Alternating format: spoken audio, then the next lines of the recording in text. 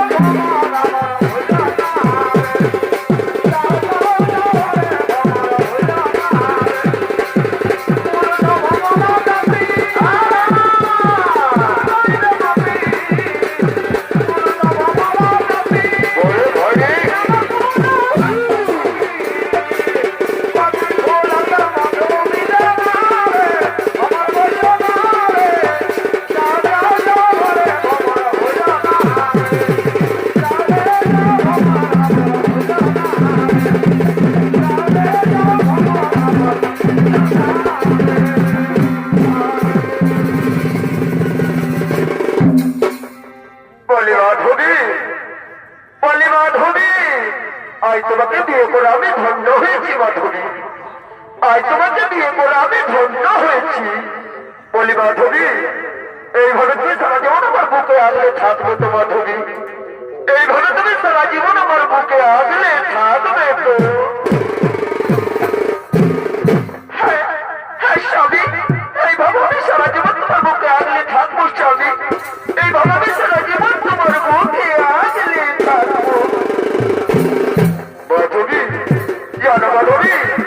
আমি আমার বোঝানোর সমস্ত সখাদের বলেছি আমাদের এই গুরু প্রাঙ্গণে আসবে তোমার এই মুখ দর্শন করার জন্য। তাই বলি মাধবী, চলো আমরা ততক্ষণে আমাদের সেই কুলদেবতাকে একটা প্রণাম জানাই মাধবী, আমাদের সেই কুলদেবতাকে একটা প্রণাম জানাই। হ্যাঁ, চলো চলো স্বামী, আমরা আমাদের সেই কুলদেবতাকে প্রণাম জানাই স্বামী, আমরা আমাদের সেই কুলদেবতাকে প্রণাম জানাই।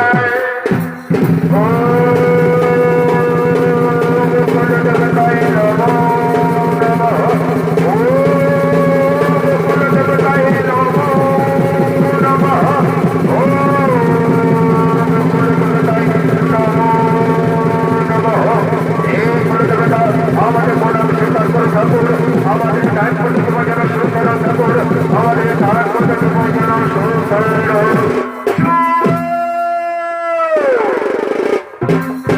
সখা সুবল বাড়িতে আছো?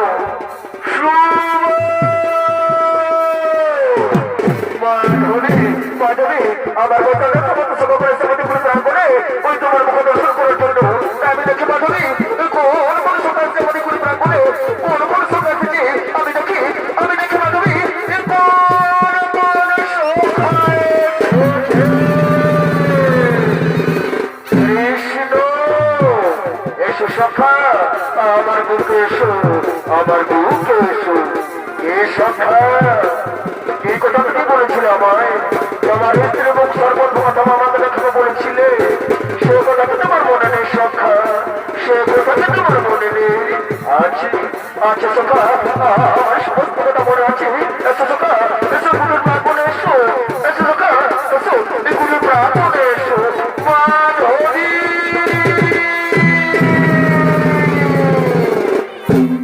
মাধবী, বলি ওগো মাধবী, আমার পরম সখা কৃষ্ণ সামনে পুরো প্রাঙ্গণ তোমার মুখ দর্শন করার জন্য। তাই চলো মাধবী, তুমি এই গুরুদের বাড়ি চলো, তুমি শ্রীকৃষ্ণের সম্মুখে চলো।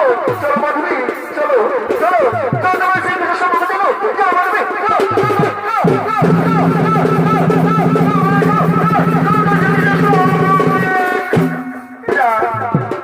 না স্বামী, না, আমি তোর মধ্যে শ্রীকৃষ্ণের সম্মুখে যেতে পারবো না স্বামী। ও গো স্বামী, তুমি শ্রীকৃষ্ণকে বলে দাও সে যেন এখান থেকে চলে যায়। আমি শ্রীকৃষ্ণের সম্মুখে গিয়ে দাঁড়াতে পারবো না। মাধবী, কি কথা বলছো মাধবী? কি কথা বলছো তুমি? শ্রীকৃষ্ণ যে আমার পরম সখা, আর তাকে তুমি খালি হাতে ফিরিয়ে দেবে মাধবী? জানে না, হতে পারে মাধবী। চলো চলো, তুমি সেই শ্রীকৃষ্ণের সম্মুখে চলো। চলো মাধবী, চলো চলো, তুমি সেই শ্রীকৃষ্ণের সম্মুখে চলো। চলো মাধবী,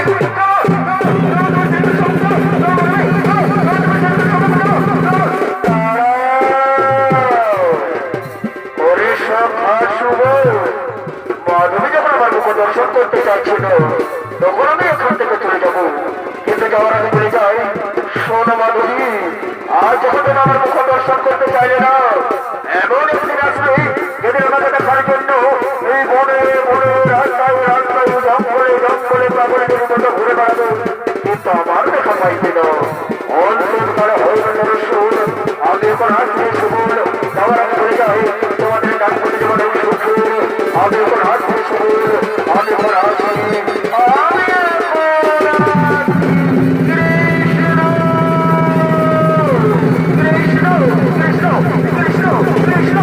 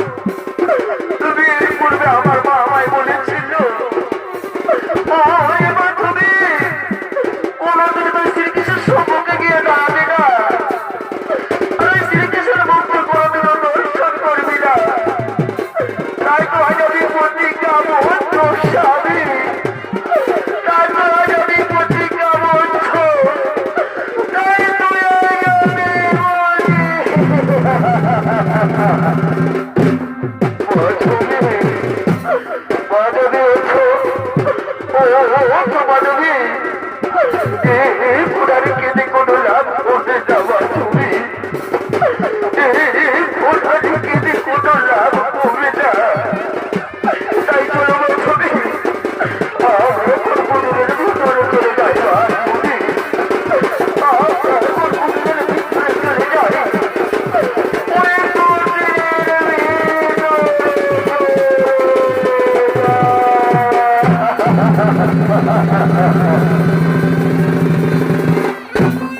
তাই মানবের সাথে চমকে দর্শন করে আমার ভক্ত হতে মা ভাই বোনেরা, ওদিকে সে ভগবান শ্রীকৃষ্ণ মানবের মুখ দর্শন করতে না পেরে নিরাশে ফিরে চলে গেলেন সেই বৃন্দাবনে।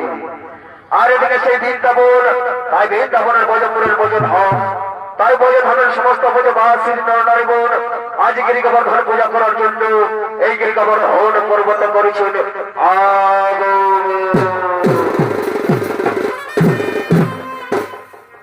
আহা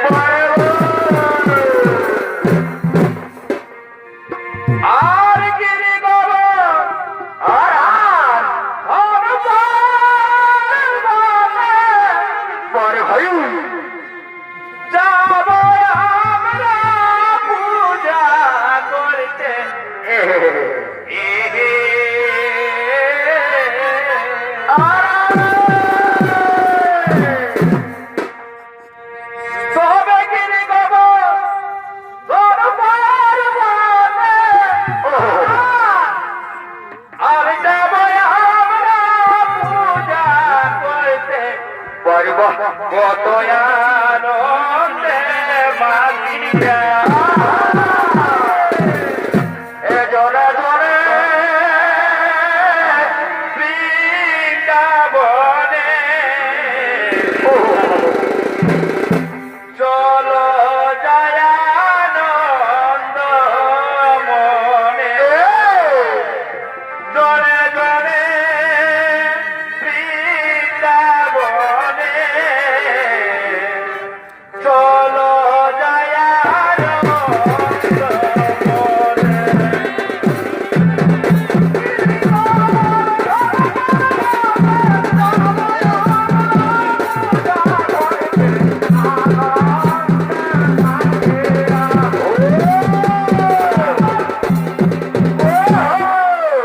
এরা হলেন সেই ভোজন সমস্ত ভোজবাসীর নরনারীগণ। এই ভোজন সমস্ত নরনারীগণ আজকে গোবর্ধন পূজা করার জন্য এই গিরিগোবর্ধন পর্বত করেছেন আগমন।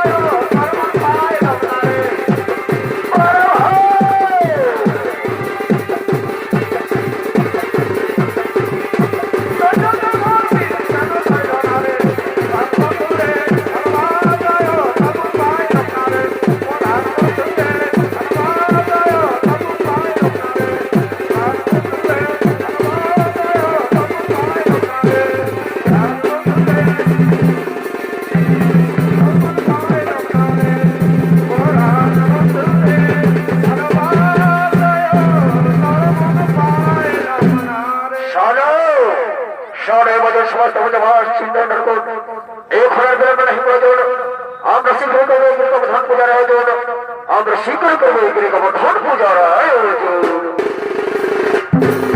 এদিকে বোঝেন সমস্ত মধ্যে মাস চিন্তা গুণ আজ এখানে আমার ধান পূজার হতো তা দেখে বড় রাজেন্দ্র রুষ্ট হয়ে যায় তাই তোমার রাজেন্দ্র এই গ্রামের ধান পূজা বড় করার জন্য এই গ্রামের হল পূজা বন্ধ করার জন্য সর্বত ছুটতে ছুটতে এই গ্রামের হন পর্বতে আগমন করেছে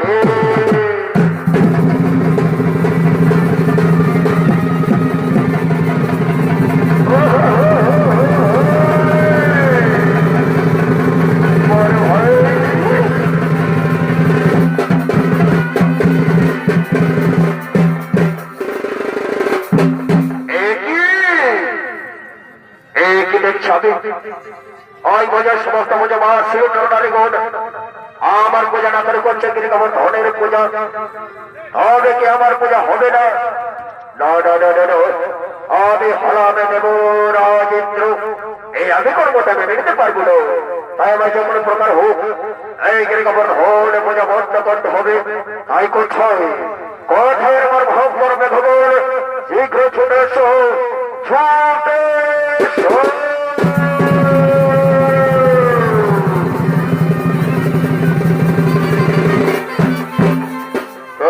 মহারাজ তব চরণে পড়ো বলুন মহারাজ কেবা কার্যের জন্য মনে করিয়াছ হবন কেবা কার্যের জন্য মনে করিয়াছ হবন শোনো সরাবার ভয়ঙ্কর মেঘবন এই বছর তোমরা চলে যাও সেই বৃন্দাবনে আর জলে ধরে হয় ভাসিয়ে নাও সেই বৃন্দাবন দশ করে সেই বৃন্দাবন ধর আর বলে নাও সেই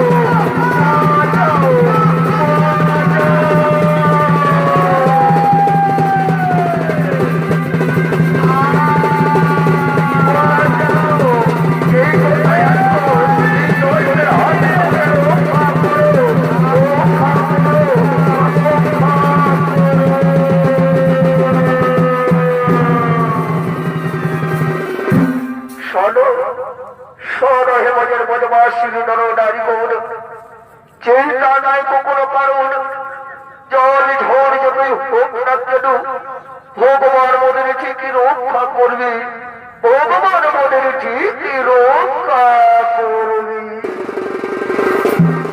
এই তো হে বুঝের বোঝবা শ্রীনারী গুণ ও হে বুঝের বোঝবা শ্রীনারী গুণ আমরা খালি সকলে উপস্থিত আছি কিন্তু আমাদের গোপাল কোথায় কোথায় রে গোপাল গোপাল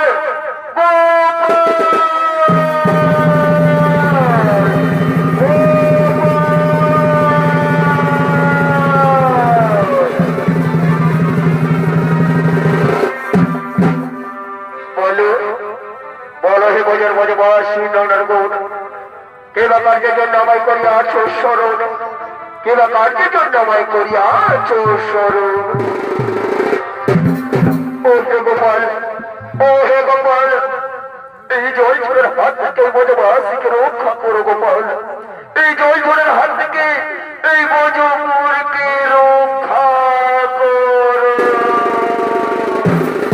শোনো শোন হে বজর বজবাসী নর নারী গৌর চিন্তা নাই কোনো কারণ এই জয় ঝড়ের হাত থেকে এই বজবাসীকে রক্ষা করার জন্য এই মুহূর্তে আমি এই গিরিগমন ধর পর্বত করলাম ধারণ ও হে বজর বজবাসী নর নারী গৌর তোমরা এই গিরি গোবর্ধন পর্বত নিচে করো আশ্রয় বহন। এই দেখো এই মুহূর্তে করবো আমি সেই গিরি গোবর্ধন ধারণ, এই মুহূর্তে করবো আমি সেই গিরি গোবর্ধন ধারণ।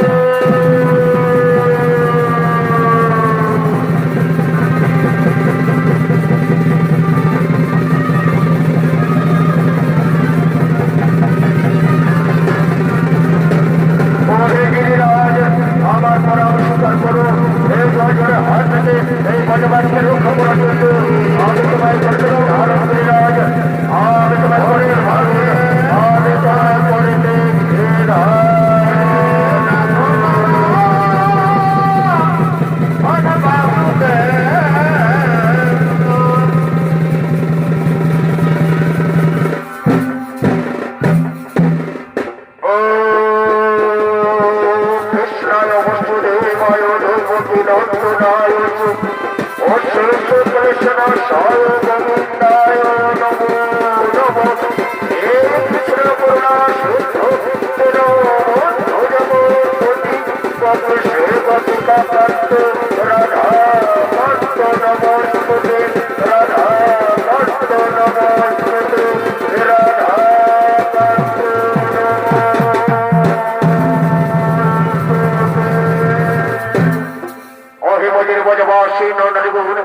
এখন জল ঝড় সব থেমে গেছে, বিপদের আশঙ্কা কেটে গেছে।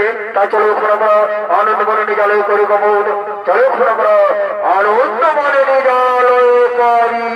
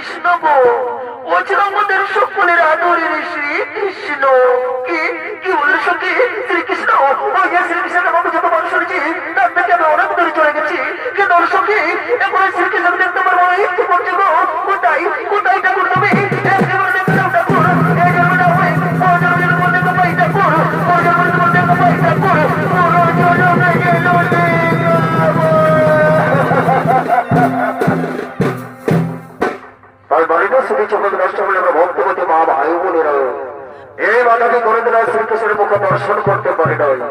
এই শ্রীকৃষ্ণকে দেখার জন্য ওই ঝর্ণায় কাঁদতে কাঁদতে একদিন দেহত্যাগ করুন এবং এই মাধ্যমে পরজন্মে ঐতিহাসিক কালে রাজস্থানের যোধপুরের মুরগি গ্রামে মীরা নামে জন্মগ্রহণ করুন।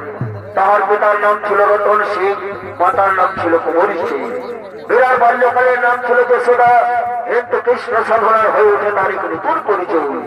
তাই মীরা বাল্যকাল থেকে যেমন পরিণত হলেন, বিয়ে করেন ওই রাজস্থানের ব্যাপার অধিপতি চিত্তরের রাজা ভোজরাজ সিং সিসোদিয়া তথা রাজা প্রতাপ সিংহের সাথে। তাই রাজা ভোজরাজ সিং সিসোদিয়া তার মন্ত্রী সেনাপতি সৈন্যদের সঙ্গে লইয়া তার নিজ রাজ সভায় গমন করেছে।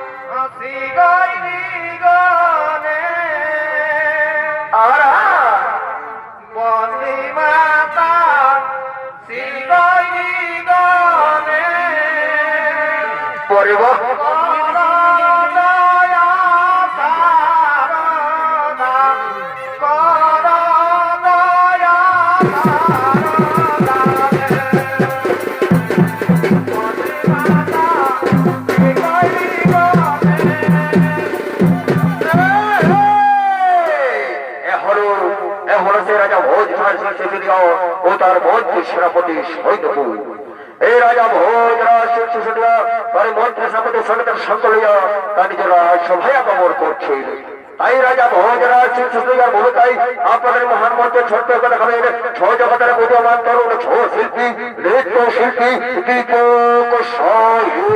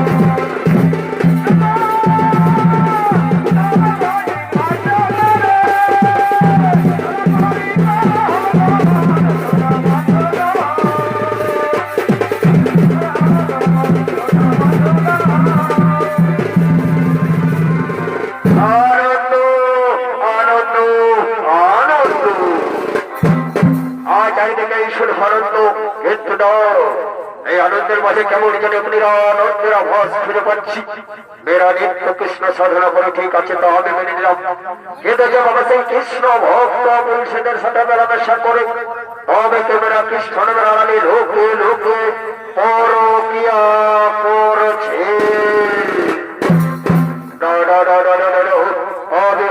রাজা ভোজরাজ সিং শেষ এই আমি কোনো মতে মেনে নিতে পারবো না। তাই আমায় যেমন প্রকার হোক আমায় যেমন প্রকার হোক এই কাজের জন্য আমি এই গুপ্তচরকে নিয়ে যেতে করেছিলাম। তা কোথায় কোথায় আমার সেই গুপ্তচর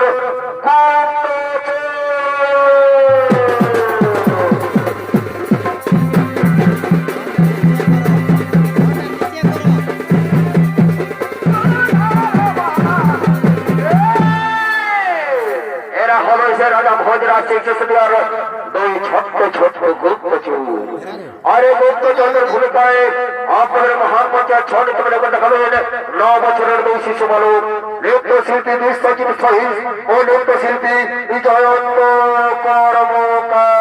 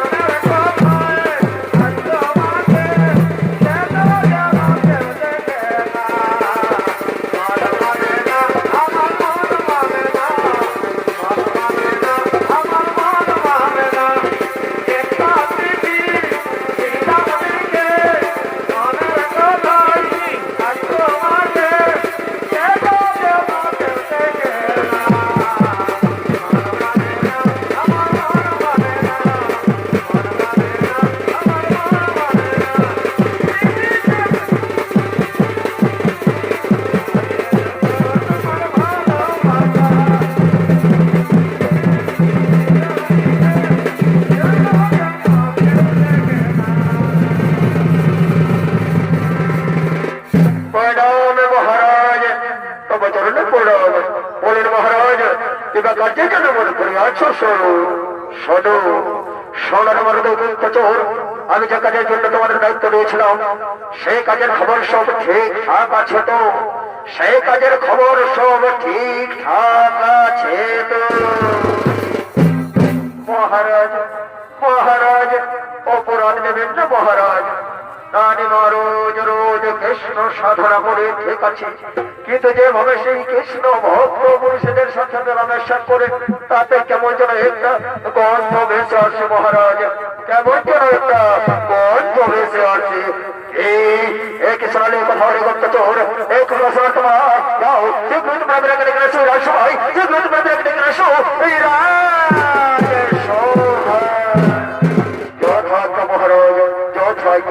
আমরা এক্ষুনি রান্নাকে ডেকে নিয়ে আসছি রাজ সভায়, আমরা এক্ষুনি রান্নাকে ডেকে নিয়ে আসছি রাজ সভায়।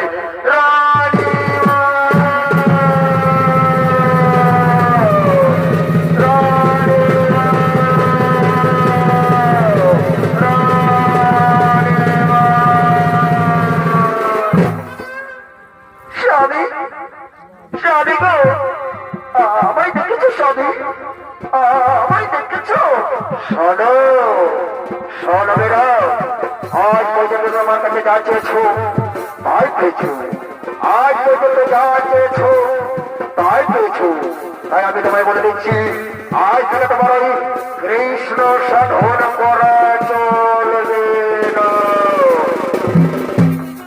স্বামী, স্বামী গো, আমি তো কোনো অপরাধ করিনি স্বামী, আমি তো শুধু কৃষ্ণ সাধনা করেছি গো।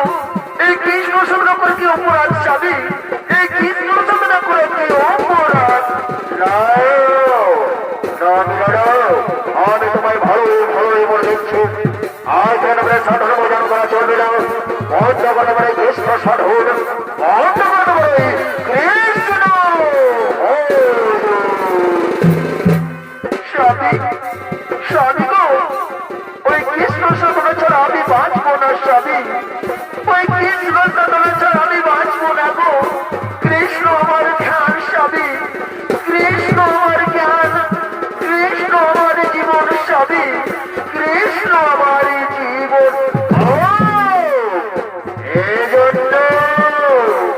এই জন্য তুমি কৃষ্ণ সাধনা আড়ালে লোকে লোকে ওই কৃষ্ণ ভক্ত মনে ছেলের সাথে পরকিয়া করছো স্বামী।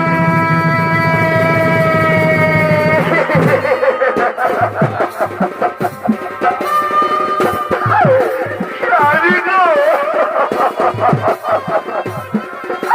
স্বামী, আমি ওই কৃষ্ণ সাধনা আড়ালে লুকিয়ে লুকিয়ে পরকিয়া করি না স্বামী,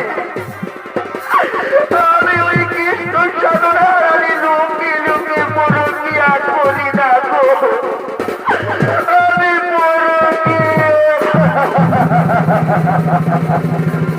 হয়ে যাবো সম্মুখে। শোনো মেয়েরা, আমি তোমায় আবার বলছি, আজ থেকে বন্ধ করতে পারে কৃষ্ণ সাধন, বন্ধ করতে পারে কৃষ্ণ ভজন, বন্ধ করতে পারে সাধন ভজন।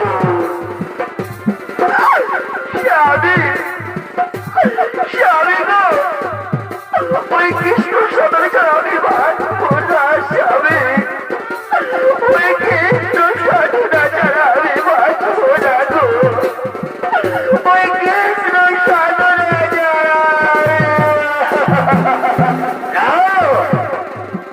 ওরে বড় মন্ত্রী সরাপতি সৈন্যব সোজা আমলে খেয়ে ছিল, তাই যাও আমি তোমাদের আদেশ দিচ্ছি, এই বেড়াকে মারতে মারতে তোমরা এই রাজ্য থেকে বাইরে বের করে দাও, এই রাজ্য থেকে বাইরে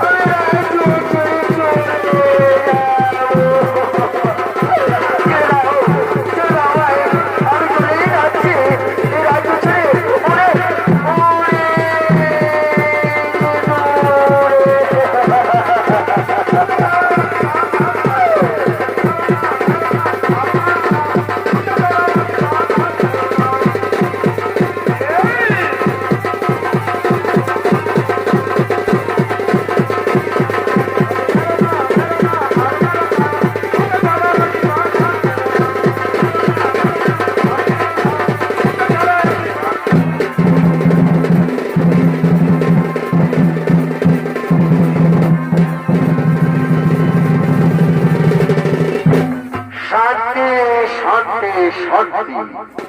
আজ বেশি মনে আমি মহাশান্তি। আর আমাকে লোকমুখে পড়াতে আর কথা শুনতে হবে না।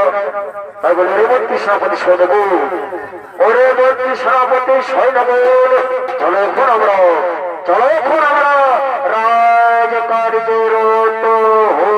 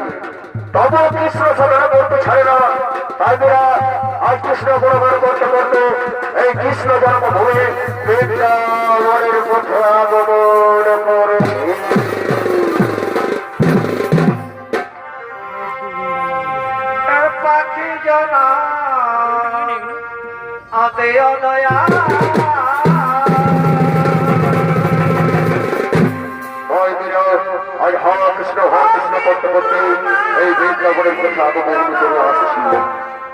আদিও না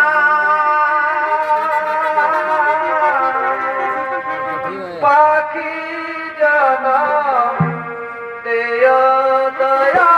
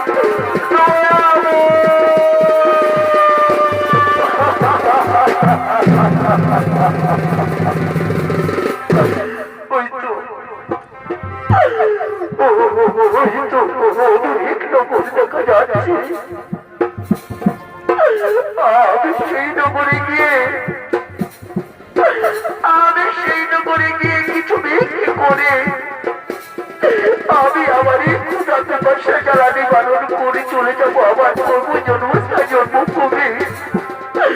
ওই বৃন্দাবনে এই তো আমি তখন এসে পৌঁছে গেছি। তাহলে আর বিলম্ব করবো না, আমি আমার এই ভিক্ষা পেতে আরম্ভ করবো। আজ আমি এক রাজবাড়ি হয়ে ভিক্ষা করতে থাকবো।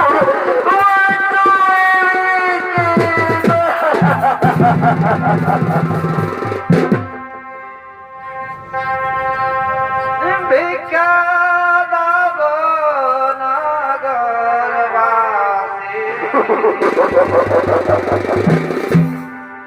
তিন দিন আমি উপবাসী গো